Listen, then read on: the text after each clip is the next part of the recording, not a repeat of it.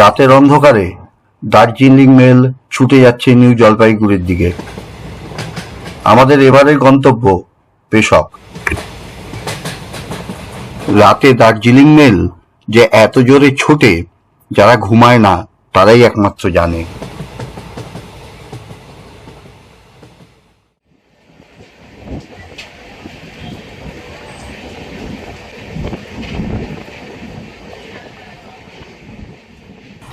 মালদা পেরিয়ে আমরা ঢুকে পড়লাম উত্তরবঙ্গে। উত্তরবঙ্গে ঢোকার সঙ্গে সঙ্গে আকাশ কালো মেঘে ছেয়ে আছে, বৃষ্টি পড়ছে। পাহাড়ে আমাদের কপালে কি লেখা আছে সেটা ধারণা করতে পারলাম না।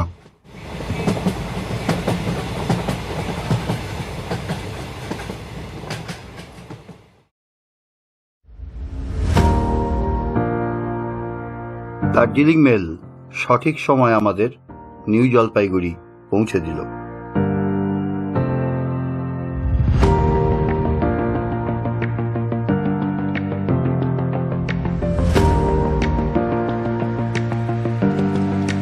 আমরা পেরোচ্ছি শুকনার জঙ্গল।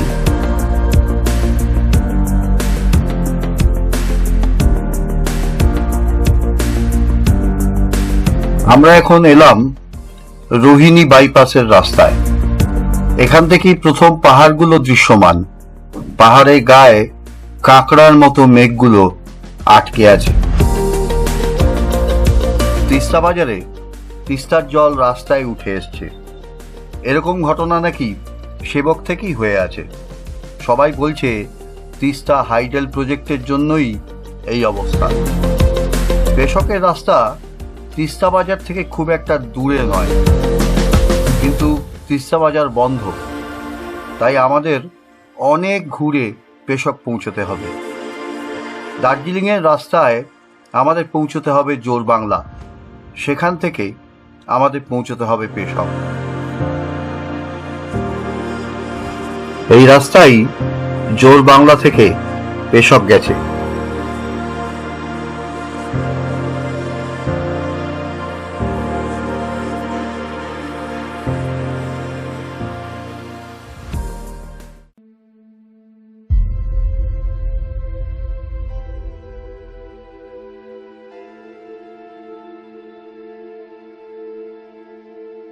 অবশেষে অনেক পথ ঘুরে দুপুর গড়িয়ে যাওয়ার পরে আমরা পৌঁছালাম পেশক।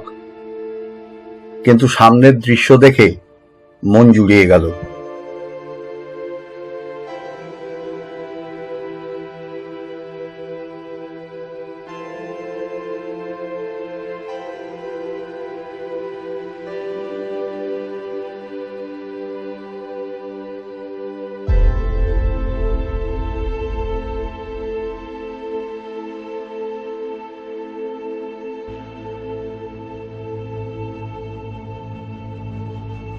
পেশকের উচ্চতা খুব একটা বেশি নয়, তাই পাহাড়ি ঠান্ডার প্রভাবও খুব একটা বেশি এখানে নয়।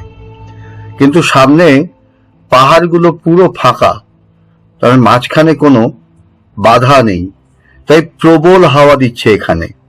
তাই আমাদের না ঠান্ডা না গরম এরকম একটা আবহাওয়ার উপলব্ধি হচ্ছে।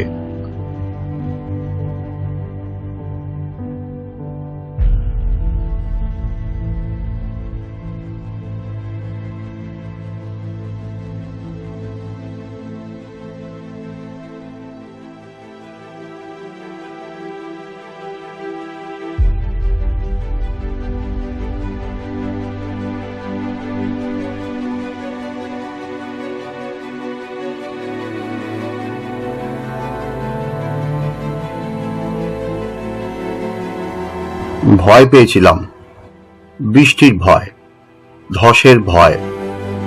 জোরবাংলায় প্রবল বৃষ্টির সম্মুখীন হলেও সেই বাধা কাটিয়ে উঠেছি। এখন আমাদের সামনে যে মেঘের খেলা চলছে সেই দেখে দিব্যি সময় কেটে যাচ্ছে আমাদের।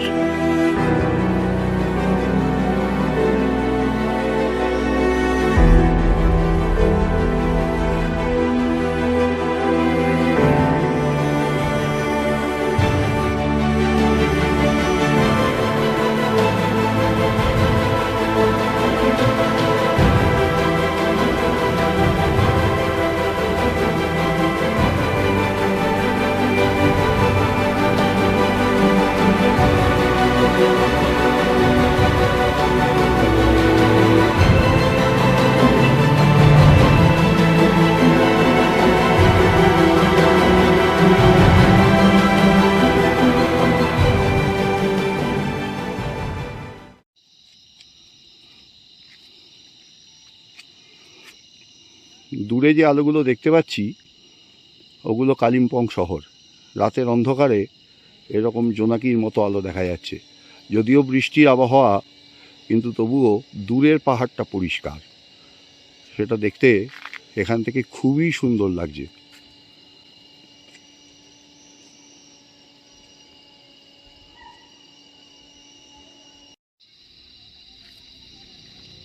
আমাদের হোমস্টেতে রাত্রিরে মিটমিটে আলো, সেটা বৃষ্টির আবহাওয়ার মধ্যে, ঝিঝির ডাকের মধ্যে, চারিদিকে গাছপালার মধ্যে বড় ভুতুড়ে লাগছে।